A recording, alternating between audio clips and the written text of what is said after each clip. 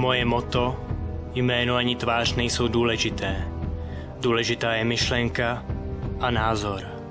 Asi už znáte, ale jak moc se tímto motem budete řídit, až budete znát jméno a tvář. Jak moc se vaše myšlenky změní, až před vámi nebude stát nejfake, ale jen člověk pod maskou.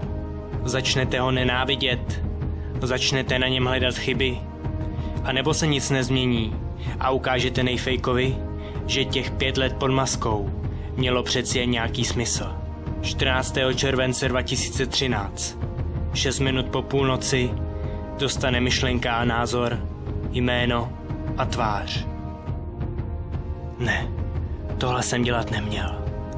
Neměl jsem to dělat.